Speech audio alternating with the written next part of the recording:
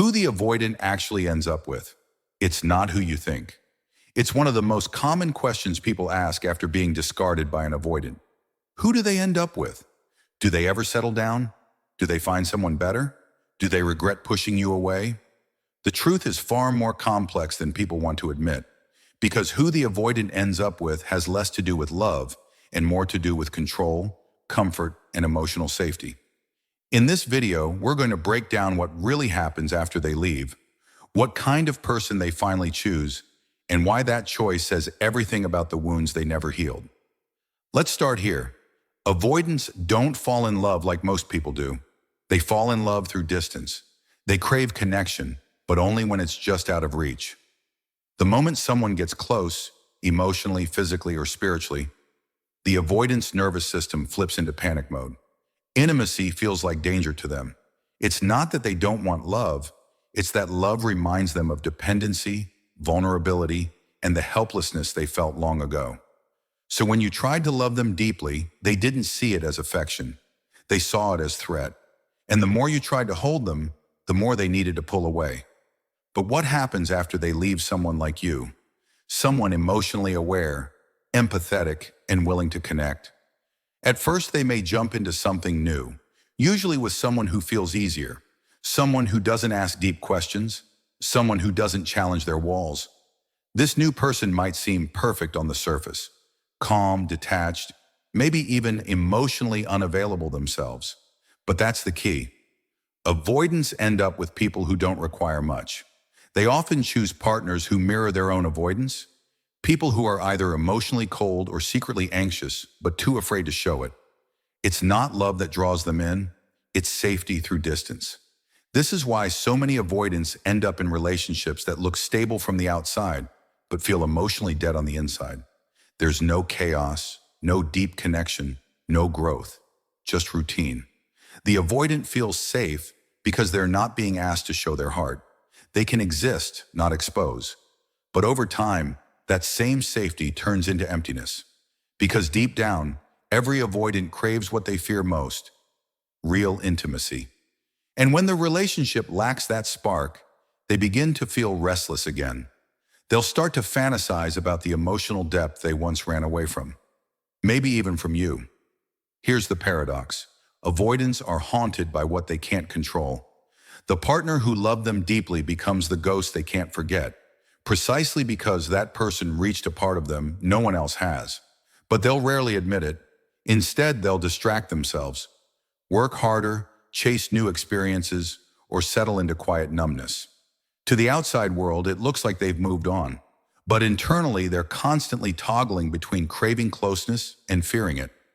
It's an exhausting cycle of emotional push and pull, one that keeps them stuck in relationships that never truly satisfy them. Now, some avoidants end up with anxious partners, the kind who chase, please, and overgive. It feels like a match made in dysfunction. The anxious partner feeds the avoidant's need for distance. The avoidant feeds the anxious partner's need for validation. It's an emotional dance where both get just enough of what they want to stay hooked, but never enough to feel whole. The anxious partner thinks, if I just love them harder, they'll open up. The avoidant thinks, if I can keep them chasing, I'll never have to face my fear of intimacy. And so they both mistake tension for connection. But here's what's fascinating. Many avoidants don't end up with people who love them intensely. They end up with people who expect little. They might marry someone calm, logical, and emotionally restrained. Someone who won't ask for deep intimacy or challenge their emotional walls. It's not passion, it's peace. But a peace built on avoidance, not connection. And at some point in their life, often later, they start to feel the cost of that choice. The quiet nights feel lonelier. The safety starts to feel like isolation. And they wonder what it would have been like to have chosen differently, to have chosen vulnerability over control. But there's another path, a rare one. Some avoidants do heal. Usually this happens after enough failed relationships, enough loneliness, and enough reflection to finally confront their own patterns. They might start therapy or simply get tired of running. They begin to realize that emotional distance isn't power, it's protection. And protection that never gets dropped eventually becomes a prison. When this shift happens, they no longer chase easy relationships. they start to crave authenticity.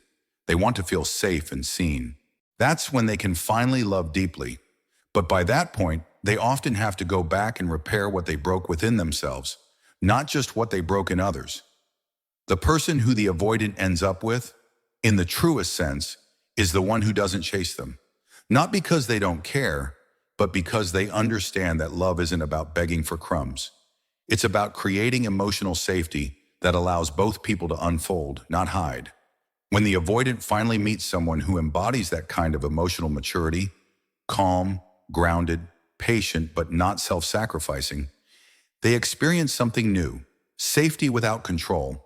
It's rare, but it's transformative. That's when you see an avoidant slowly learning to stay instead of flee. Still, many avoidants never reach that stage. They end up in relationships that are functional but emotionally hollow.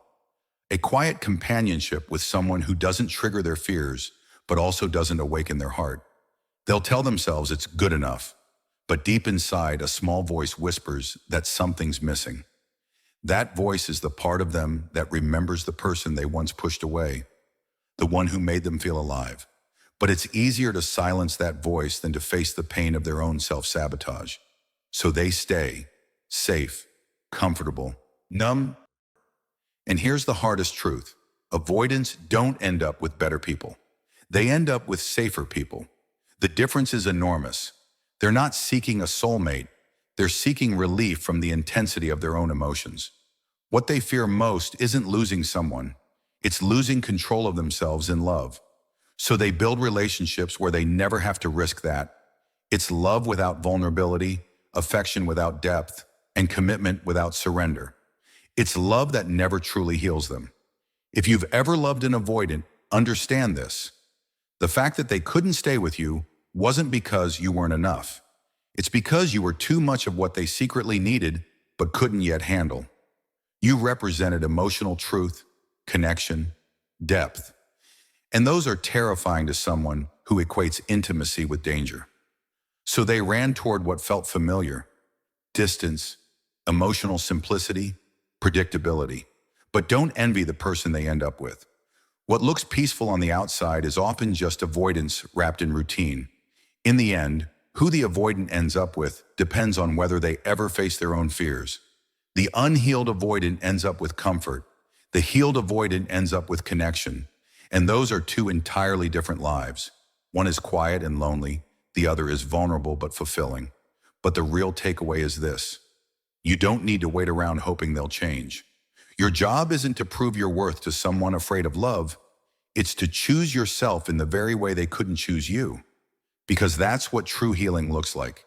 Turning your love inward until you no longer need to chase what runs from you.